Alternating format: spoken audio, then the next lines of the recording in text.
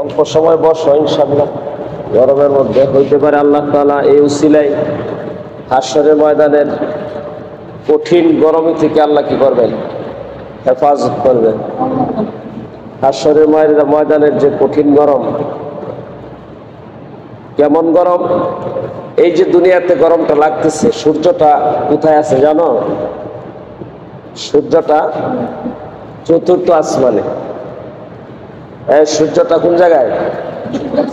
চতুর্থ আসমানে। নবীজি সাল্লাল্লাহু আলাইহি ওয়াসাল্লাম মেরাজ থেকে আসার পরে পুরা মেরাজের ঘটনা বয়ান করছেন, লম্বা আলোচনা। উনি বলছেন যে আমাকে প্রথম আসমানে নিয়ে যাওয়া হলো, সেখানে আমি আল্লাহ তাআলার অনেক নিয়ামত রাজি, অনেক কুদরত দেখেছি। দ্বিতীয় আসমানে অনেক নিয়ামত রাজি, অনেক কুদরত দেখেছি। তৃতীয় আসমানে অনেক নিয়ামত রাজি, অনেক কুদরত দেখেছি। আমাকে যখন চতুর্থ আসমানে নিয়ে যাওয়া হলো, সেখানে যেও আল্লাহ তাআলার অসংখ্য নিয়ামত রাজি আমি দেখেছি। তার মধ্যে দেখলাম দুনিয়াতে যে সূর্যটা আমরা মনে করি এটা চতুর্থ আসমানে টানানো। কোন আসমানে? চতুর্থ আসমানে মিডিল পয়েন্টে টানানো। ওই সূর্যের উপরে তিনটা আসমান, নিচে কয়টা আসমান? তিনটা আসমান। একবারে মিডিল পয়েন্টে আল্লাহ তাআলা সূর্যটাকে টানিয়ে রেখেছেন।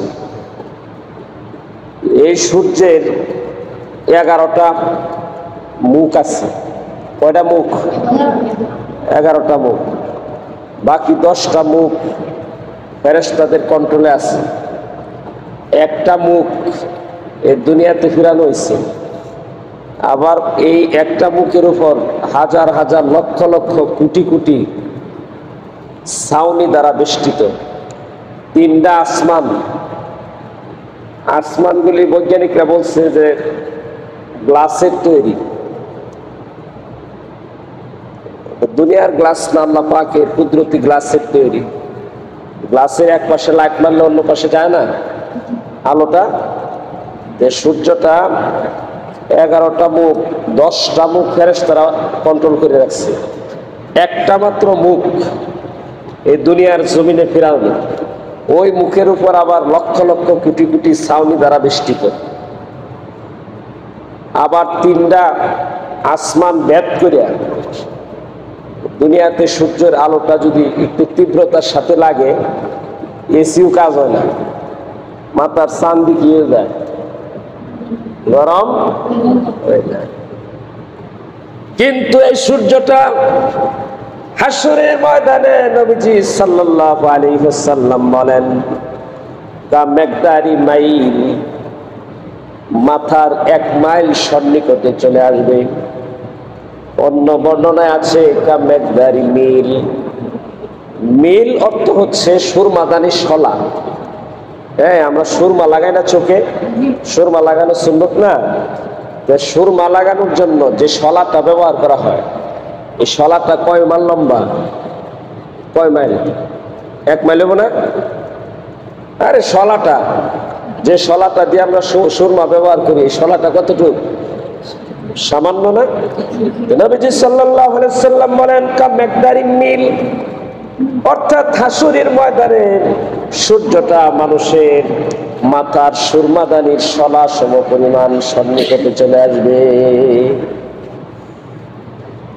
যে সূর্যটা এখন চতুর্থ আসমানে অবস্থিত, যে সূর্যের 11টা মুখের মধ্যে বাকি 10টা মুখ ফেরেশতাদের নিয়ন্ত্রণে রয়েছে, ফেরেশতাদের কন্ট্রোলে রয়েছে, একটা মাত্র মুখ এই পৃথিবীর জমিনে ফেরানো।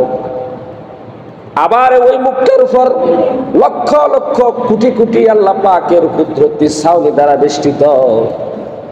তিনটা আসমান ভেদ করে ওই সূর্যের আলোটা যদি কোন রকম মাথায় এসে লাগে, মাথার চান্দি গরম হয়ে যায়, তাহলে ওই সূর্যটা যেদিন হাশরের ময়দানে তার 11টা মুখ প্রকাশিত করে হাশরের ময়দানে যেদিন সূর্যটা মানুষের মাথার সুরমাদানির শলা সমপরিমাণ সন্নিকটে চলে আসবে, ওই হাশরের ময়দানে কি পরিমাণ গরম লাগবে চিন্তা করে দেখো।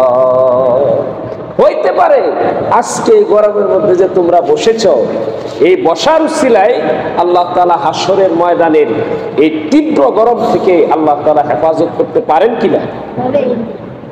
পারেন কিনা?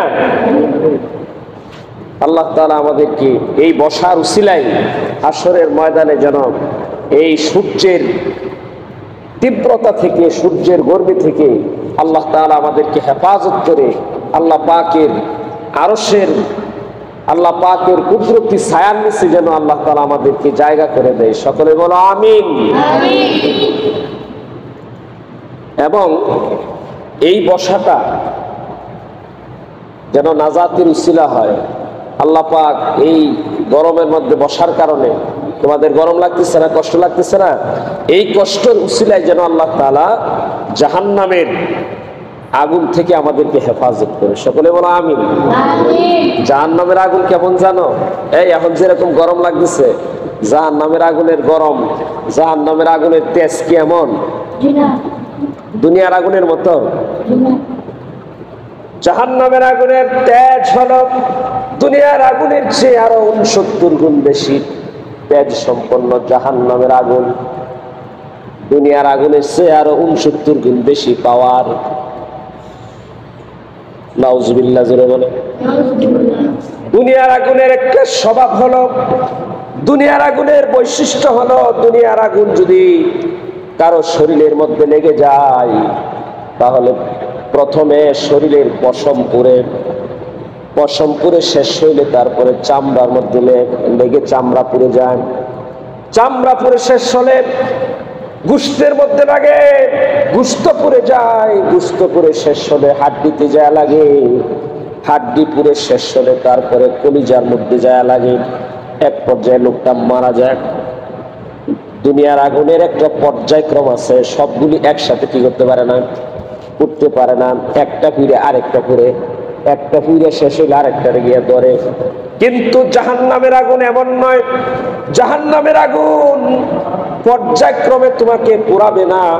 জাহান্নামের আগুনের বৈশিষ্ট্য সম্পর্কে আল্লাহ তাআলা সূরাতুল হুমাযার ভিতরে বলেন, নারুল্লাহিল মুকাদ্দাতুল্লাতী তাত্তালিউ আলাল আফইদা।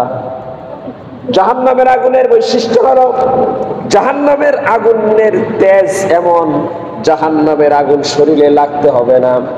জাহান্নামের আগুনের তাপ লাগার সাথে সাথে মুহূর্তের মধ্যে পশম, চামড়া, গোশত, হাড্ডি ব্যাগ করে মুহূর্তের মধ্যে তোমার কলিজার মধ্যে আঘাত করবে, সাথে সাথে কলিজা পুড়ে ছাই।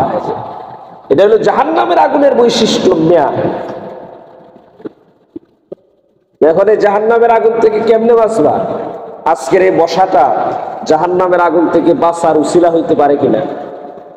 আল্লাহর কাছে বল, আল্লাহ আজকে গরমের মধ্যে প্রচন্ড গরম, যেখানে এসিও কুলায় না, আমরা বৈশা রয়েছি, আল্লাহ তোমার দ্বীনের কথা শুনতেছি, কোরআন হাদিসের কথা শুনতেছি।